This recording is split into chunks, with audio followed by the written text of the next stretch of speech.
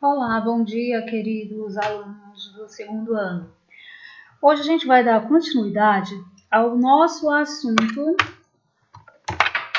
Daremos continuidade ao assunto estudado na semana passada, que é sobre a dilatação térmica dos sólidos, tá certo?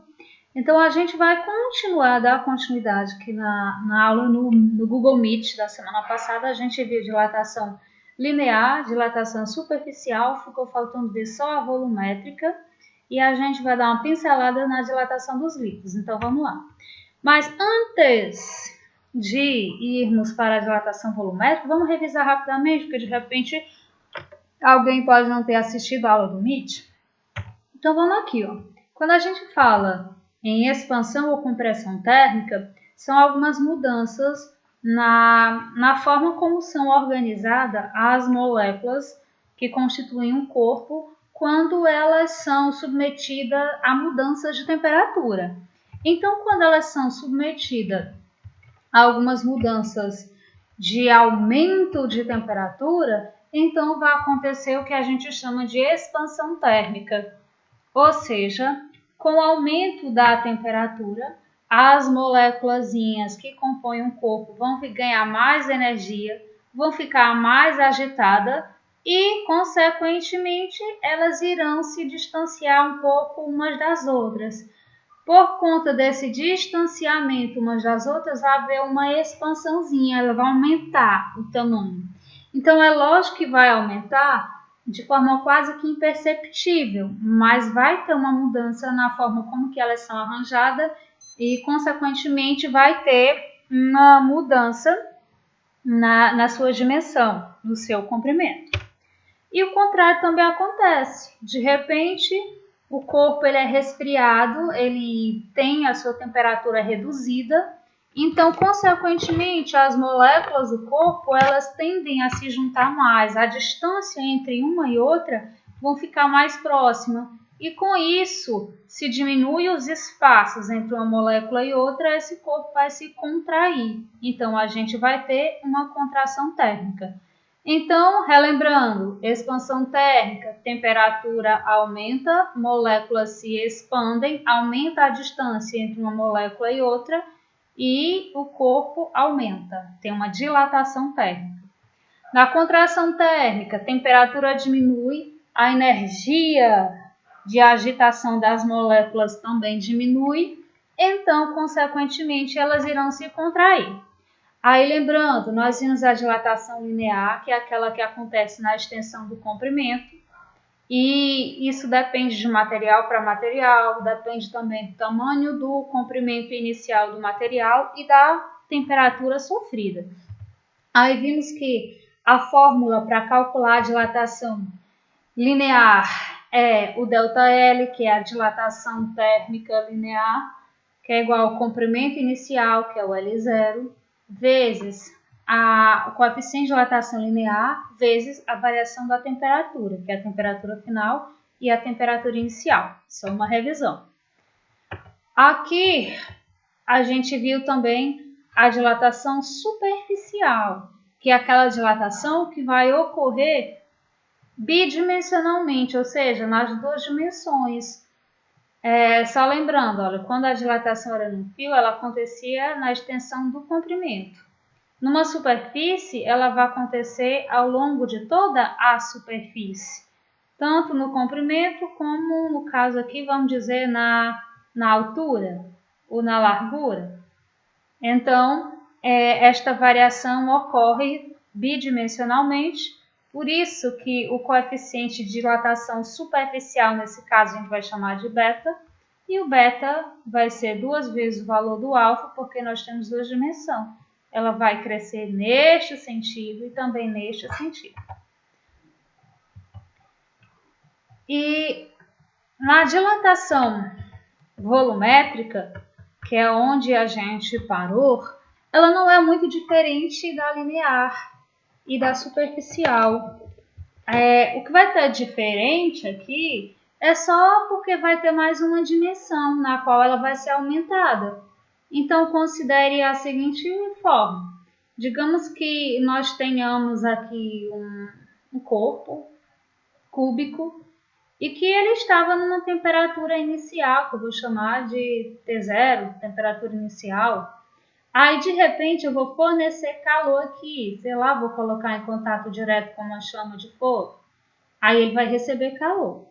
Quando ele recebe calor, a sua agitação vai aumentar, então, consequentemente, a temperatura também vai subir. Aí ele vai passar a ter uma temperatura final T. Então, queridos, observem que aqui ele aumentou em todas as dimensões. Aumentou no comprimento, aumentou na largura e também aumentou na espessura. Então, observem que antes ele tinha esse tamanhozinho aqui. Agora ele aumentou. Essa área pintada aqui, ó, é o que aumentou. Ou seja, foi a dilatação sofrida. A dilatação que ocorreu em toda a sua dimensão. Aí aqui, lembrem que quando a gente vai calcular um volume de um determinado objeto, a gente utiliza o CLAR. Comprimento, largura e altura. Por exemplo, um exemplozinho bem simples, simplório aqui. Se eu pedisse aqui, gente, calcule o volume desse paralelepípedo que tenha a dimensão, sei lá, aqui é 2, aqui é 1 e aqui é 3. Quero saber, por exemplo, aqui é uma caixa e eu vou completar essa caixa aqui com água, sei lá, vou colocar água aqui dentro. Quanto de água queria caber aqui? Aí o volume da caixa é o comprimento. Qual é o comprimento? 3. Qual é a largura? 2. Qual é a altura? 1. Então, o volume é igual 3 vezes 2, 6. 6 vezes 1, 6. Então, o volume, sei lá, 6 metros cúbicos. Cúbicos por quê? Vejam bem, eu tenho um M aqui, outro M aqui e outro M aqui, ó. Metro mais metro, metro ao quadrado. Metro ao quadrado mais metro, metro cúbico. Então, com isso, eu calculei o volume inicial desse recipiente, ok? Então, queridos, observem que aqui eu estou trabalhando em 3 dimensões. Altura, comprimento e espessura. Então, se é em 3 dimensões, 3, eu vou ter 3 comprimento ou 3 coeficientes de dilatação linear. Vou ter o meu coeficiente de dilatação aqui, ó, esse da largura, esse do comprimento e esse da altura.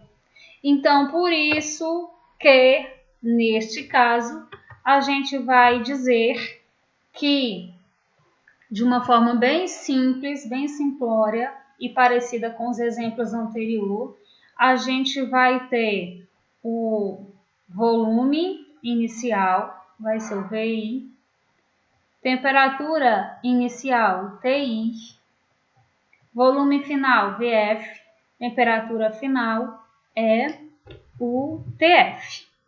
Aí, aqui, como é em 3 dimensões, a gente vai observar que o coeficiente de dilatação é o gama. É o coeficiente de dilatação volumétrica, porque aqui vai acontecer ao longo do volume. Então, o coeficiente de dilatação volumétrica, como é em 3 dimensões, vai ser 3 vezes o valor do alfa, por conta de ser as 3 dimensões. Aonde a gente já sabe que a formulinha para calcular é bem similar das outras, vai mudar aqui só o V. ΔV é a dilatação volumétrica sofrida. Gama, que é como se fosse um Jzinho assim, ó, o gama é o coeficiente de dilatação volumétrica. E o ΔT vai ser a variação de temperatura, que no caso é a temperatura final menos a inicial, a temperatura que o corpo está agora, menos a que ele tinha antes do processo de aquecimento. Ok? Então, aqui é para efeito de contas, e o que eu já disse, que aqui a gente vai ter que um alfa é o linear, o beta é superficial, o gama volumétrico. Pronto. Lembrando que o beta, como é duas dimensões, é 2 vezes o valor do alfa, e o volumétrica, como é 3 dimensões, vai ser 3 vezes o valor do alfa. E essas fórmulas, essas relações que vocês têm aqui, ó, elas se derivaram justamente disso daqui que eu estou dizendo. Sobre alfa, um alfa é igual a beta dividido por 2, ou 2 beta. Um alfa é igual a gama dividido por 3, e se eu quiser saber o valor do gama, é 3 alfa. Um exemplozinho aqui para a gente resolver, tá certo? Dados. Um paralelepípedo. Meu Deus, o que é um paralelepípedo? Gente, simples. Só lembrar da caixinha que eu falei agora. Um pouco parecido com a caixa de sapato. Eita, obra de arte linda. Eu vou desenhar aqui. Pronto. Meu paralelepípedo. Vamos aqui às dimensões. Um paralelepípedo de liga de alumínio com, ó, aqui, eu tenho o meu alfa, coeficiente de dilatação linear do alumínio. O alfa é 2 vezes 10 a menos 5 graus Celsius a menos 1. Tem aresta a uma temperatura inicial de 0 graus Celsius, de 5 centímetros, ou seja, aqui é 5, 40 centímetros e 30 centímetros. Ou seja, ó, comprimento é 40, largura é 30 e a espessura é 5. Ele vai ter o volume dele aumentado, que eu ainda não sei. Esse volume que aumentou vai ser a variação do volume ou a dilatação, nós não sabemos. Isso a uma temperatura final igual a 100 graus Celsius. Então, ou seja, o que essa questão está dizendo para a gente? Ela está dizendo o seguinte, ó, esse paralelepípedo aqui, ele estava numa temperatura inicial de 0 graus, pronto, a ponto de gelo. E ele tinha essas dimensões bem aqui. E ele ocupava um volume inicial, que nós não sabemos quanto que é ainda. Qual vai ser a dilatação que ele vai sofrer? Então, bem, gente, a dilatação vai ser o seguinte, ele vai ganhar a temperatura, ele vai aumentar aqui as suas dimensões. O tanto que aumentou aqui, que é essa parte que eu estou pintando aqui de vermelho, é o valor que está pedindo para que a gente calcule. Então, o que a gente deve lembrar é o seguinte, que quando vamos calcular a dilatação volumétrica, ΔV é igual ao volume inicial vezes o gama, vezes a variação da temperatura. Quem é a variação da temperatura? Meu ΔT, que é a inicial, a final, menos a inicial. Então, a gente tem aqui que vai ser 100 menos 0, ou conta difícil, 100. Só tem um pequeno porém. Eu preciso saber o valor do volume inicial. Quem é meu volume inicial? Não tenho. Eu não tenho, mas posso encontrar. Como é que eu vou encontrar? Eu vou encontrar aqui, eu vou calcular volume inicial, o V0. Para calcular isso, eu vou lembrar, volume inicial volume inicial, que é o Vzinho. Vamos usar a fórmula do CLAR, comprimento, largura e altura. Volume inicial quem é o comprimento? 40 centímetros. Vezes a largura, 30. Vezes a altura, 5. Então, aqui, meu volume inicial vai ser 6.000, multiplicando 40 vezes 30, vai dar 1.200. 1.200 vezes 5 vai dar 6.000 centímetros cúbicos. Pronto. Então, isso daqui eu calculei o volume. Se eu calculei o volume, agora eu posso aplicar aqui na fórmula. Então, 2 eu vou calcular a dilatação. Aí, para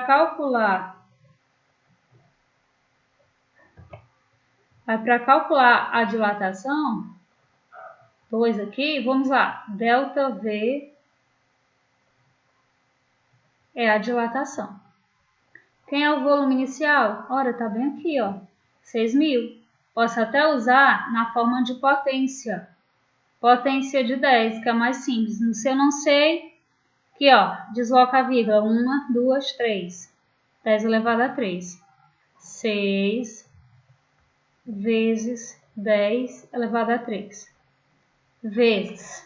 Quem é o meu gama? Aí também tem uma coisa que a gente precisa ter atenção, ó. Um lembrete. Lembre-se, como há 3 dimensões, um gama é igual a 3 vezes alfa. Então, ó, logo o gama vai ser 3 vezes o alfa. Mas quem é o alfa?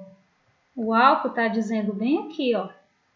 O alfa é 2 vezes 10 a menos 5. Logo, o meu gama vai ser 2 vezes 3, 6. 6 vezes 10 elevado a menos 5. Eu já posso substituir aqui, ó. Gama, 6 vezes 10 elevado a menos 5, vezes variação da temperatura. Quanto que mudou a temperatura? 100. Então, ó, ΔV, minha variação de comprimento é 6 vezes 6, 36. 36. 36 vezes 100, 3.600.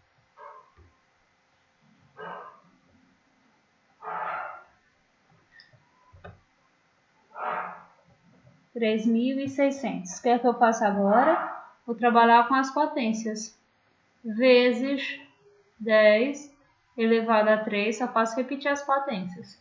Vezes 10 elevado a menos 5.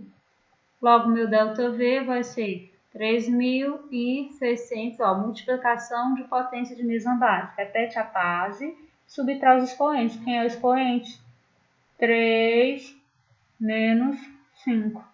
Logo, meu ΔV vai ser 3.600 vezes 10 elevado a 3 menos 5 menos 2.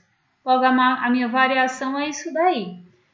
Para ficar de uma forma mais compreensível, eu vou eliminar essa base 10 aqui, ó. Como é que eu elimino? Eu observo meu expoente. Meu expoente tem expoente 2. Eu vou voltar 2 casas decimais. Se eu tenho dúvida, eu boto bem aqui de novo o número, ó. 3, 6, 0, 0. Se eu quero eliminar 2, eu vou voltar 2 casas decimais, ó. Conto 1, 2. Então, a vírgula vai ficar bem aqui, ó. Então, ó, ΔV é igual a 36. 36 o quê? 36 centímetros cúbicos. Pronto. Isso daqui foi a quantidade em centímetros que aumentou o volume. Dúvidas? Ah, digamos que na mesma questão, aí não foi o caso, essa questão aqui eu não pedi. Mas se por acaso alguma questão pedir assim, qual é o volume final? Ora, muito simples, gente. É igual somar, por exemplo, você tinha, sei lá, você tinha 2 barras de chocolate. Ganhou mais 4. Quantos chocolates você tem agora? 2 mais 4, 6. Então aqui é a mesma lógica. Se você quer saber qual foi o volume que ficou agora, o volume final, logo vai ser o volume que você tinha antes do processo, mais a quantidade que aumentou. Então, meu volume final, o volume final vai ser, quem é o inicial? O inicial que a gente calculou aqui, 6.000. Mais quanto que aumentou? 36. Então, o volume final vai ser 6.036 centímetros cúbicos. Pronto. Simples, simples, simples. Exemplo número 4. Ao aquecer um sólido de 20 graus até 80, observamos que seu volume experimenta um aumento correspondente a 0,9. Então, aqui é a primeira coisa que a gente vai fazer. Destacar os dados com atenção. Aqui eu vou botar os dados bem aqui de lado. Dados. Temperatura inicial, 20 graus. Temperatura final, 80. Logo, eu vou fazer logo a subtraçãozinha aqui, ó, para saber o ΔT. 80 menos 20, 60. Então, a variação foi 60 graus. Ó, lembrando que quando ele fala em acréscimo,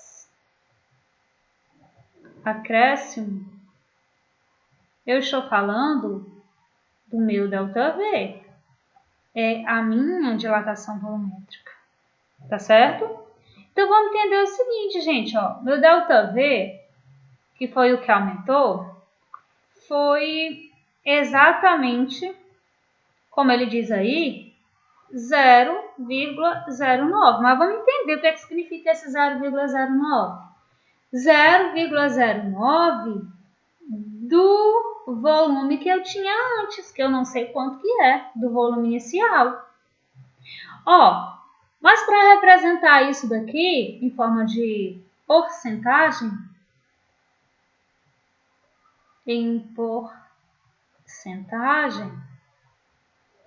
a gente vai representar da seguinte forma. Meu ΔV é igual a 0,09 dividido para 100 do meu volume inicial. Vocês estão me entendendo isso? E o meu gama? O meu gama eu não sei, é o que está pedindo aí. Mas eu sei que o gama é 3 vezes o valor do álcool. Logo, consequentemente, o meu alfa, que é o que está pedindo a questão, vai ser gama dividido por 3. Pronto. Atenção nessa informação bem aqui que a gente vai precisar dela. Então, tudo isso daqui eu ainda não estou resolvendo não, eu estou só tirando os dados da questão. Pronto, esses foram os dados que eu retirei da minha questão. Primeira coisa que nós iremos fazer, meus amores, é calcular. Vou calcular o quê? Vou calcular o meu gama, porque para eu encontrar o valor do alfa, é necessário eu ter o valor do gama. Porque o alfa não é o valor do gama, coeficiente de dilatação volumétrica dividido por 3. Então, aqui para calcular o gama, que é 3 vezes o alfa, eu vou utilizar a formulinha. Que fórmula? Essa daqui. ΔV é igual volume inicial, que eu não sei quanto que é, vezes o gama, vezes o ΔT. Aí vocês não devem estar pelos cabelos, assim, agora me ferrei, que eu não sei o volume inicial. Muita calma nessa hora, eu não sei, mas eu tenho subsídios para trabalhar com esta informação que eu tenho. Porque observem que aqui eu tenho, ó, volume, a variação do volume, eu não disse que é isso daqui, então eu vou substituir, ó, 0,09 dividido para 100 volume inicial, que é igual, continuando a equação, volume inicial vezes o gama que eu não tenho, vezes a variação da temperatura, que é o quê? 60. Mas, vixe, me ferrei. Eu tenho volume inicial aqui e volume inicial bem aqui. Calma, gente. Ó, matematicamente, esse vai embora com esse. Então, vai ficar quem? Sobra ou resta 0,09 sobre 100. Sinalzinho da igualdade. Gama vezes 60, 60 gama. Olha aí a coisa ficando interessante. Multiplica aqui ao meio pelos extremos. Simples, mamão com açúcar. 60 vezes 100 vai dar o quê? 6.000 gama. 6.000 gamas, que é igual a 0,09. Logo, o meu gama vai ser 0,09 dividido para 6.000. Aí vocês devem estar pensando, que conta absurda. Quando eu divido isso, vai dar 0,00015.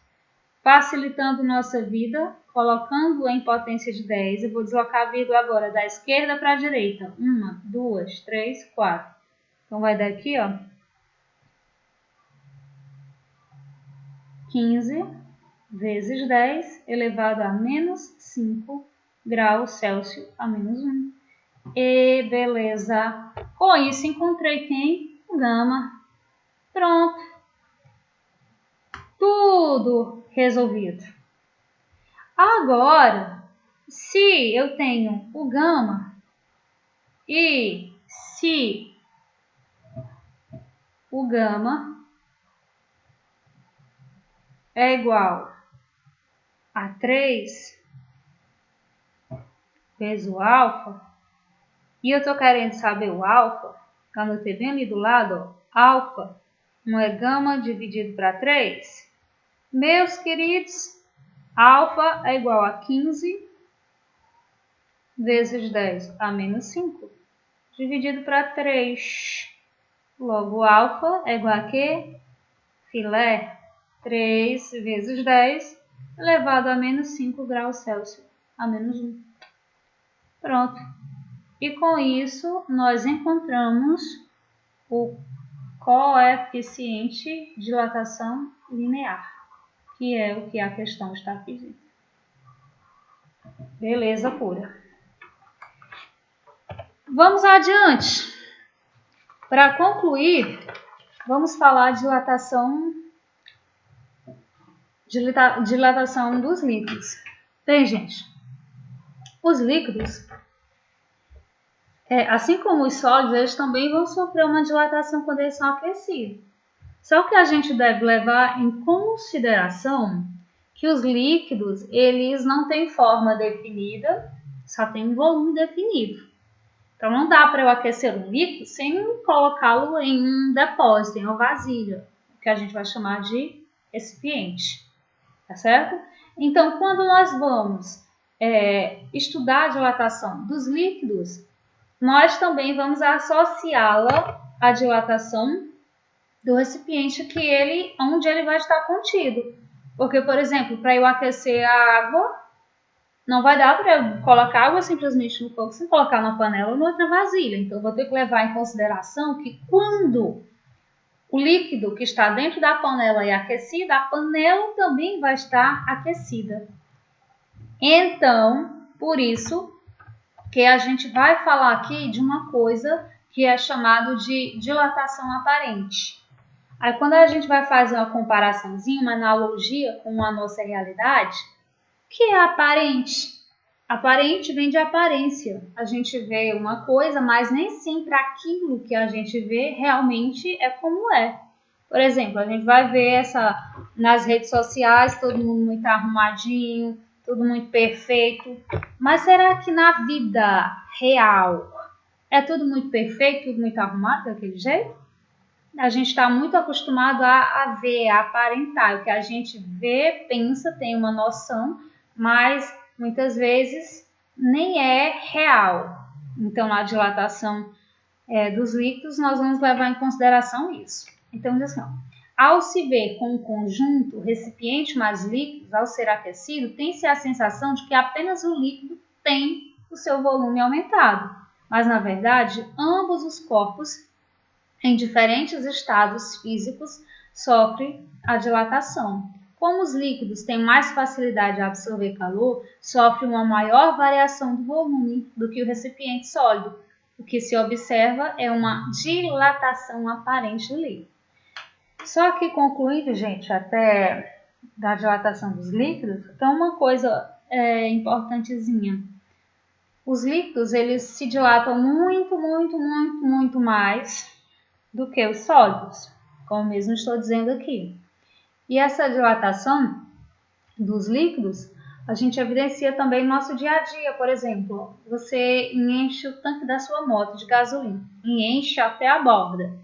Do jeito que a gasolina está cara hoje em dia é meio complicado, mas você encheu até a borda e você deixou ela lá fora, esqueceu, tomando sol da tarde o dia todo.